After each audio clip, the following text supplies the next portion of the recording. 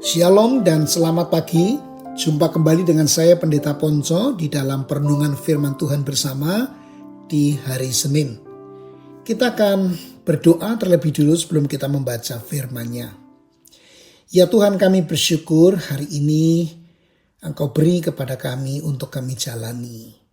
Kami hendak membaca firman hari ini. Tuhan tolong agar kami dapat mengerti apa yang menjadi kehendak Tuhan untuk kami lakukan sepanjang hari ini. Kami membuka hati kami untuk firman Tuhan ditaburkan dan bertumbuh di sana. Di dalam nama Tuhan Yesus kami berdoa. Amin. Saya akan membacakan firman Tuhan dalam 1 Raja-Raja pasalnya yang ketiga, ayat yang ke-5 dan ayat yang ke-9. Saya bacakan demikian firman-Nya. Di Gibeon itu Tuhan menampakkan diri kepada Salomo dalam mimpi pada waktu malam. Berfirmanlah Allah, mintalah apa yang hendak kuberikan kepadamu. Kemudian di ayat yang ke-9, Salomo berkata, maka berikanlah kepada hambamu ini hati yang faham, menimbang perkara untuk menghakimi umatmu dengan dapat membedakan antara yang baik dan yang jahat. Sebab siapakah yang sanggup menghakimi umatmu yang sangat besar ini? Bapak Ibu Saudara yang dikasihi Tuhan, bayangkan jika Allah sendiri berkata kepada saudara, mintalah dan aku akan memberikan kepadamu. Apa yang kira-kira Bapak Ibu Saudara akan minta kepada Tuhan? Inilah pertanyaan yang diajukan Allah kepada Salomo di awal pemerintahannya. Salomo bisa saja meminta umur panjang, kekayaan, kekuasaan, atau kehancuran musuh-musuhnya. Tetapi Bapak Ibu tahu bahwa ia tidak memilih semua itu. Dia tidak meminta itu semua. Ia meminta hati yang penuh hikmat, kemampuan untuk membedakan yang baik dari yang jahat, untuk memimpin umat Allah dengan adil. Ada seorang anak kecil diberi kebebasan untuk memilih satu mainan di toko besar. Di tengah gemerlap mainan canggih, ia justru memilih buku. Katanya, mainan cepat membosankan, tetapi buku tetap menarik lebih lama. Sungguh bijak keputusan anak kecil ini. Nah, tetapi Salomo menunjukkan hikmat yang lebih dalam, Bapak Ibu.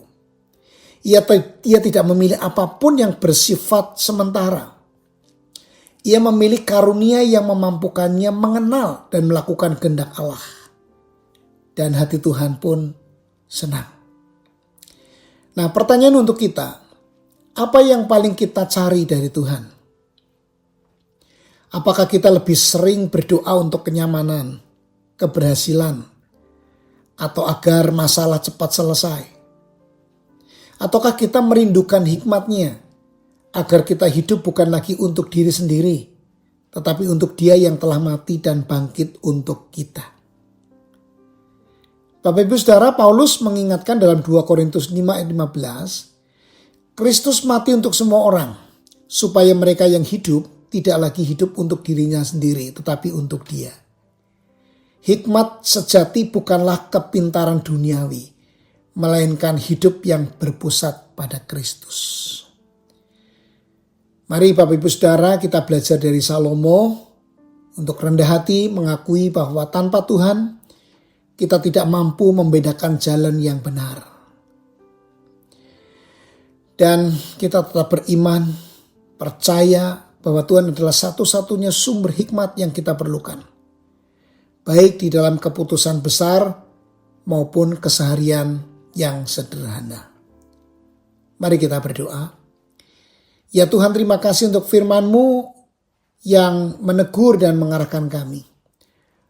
Ampunilah kami yang seringkali lebih meminta berkat-Mu daripada Engkau sendiri. Lebih menginginkan kemudahan daripada hikmat-Mu. Tumbuhkan dalam hati kami kerinduan yang sama seperti Salomo. Rindu untuk mengenal dan melakukan kehendak-Mu dengan rendah hati dan iman. Sebab hanya hikmat dari-Mu yang bertahan selama-lamanya. Pakailah hidup kami ya Tuhan, bukan untuk keinginan kami, tetapi untuk kemuliaan-Mu. Sebab Engkaulah yang mati dan bangkit bagi kami. Dalam nama Tuhan Yesus Kristus kami berdoa. Amin. Selamat beraktivitas, Tuhan Yesus memberkati.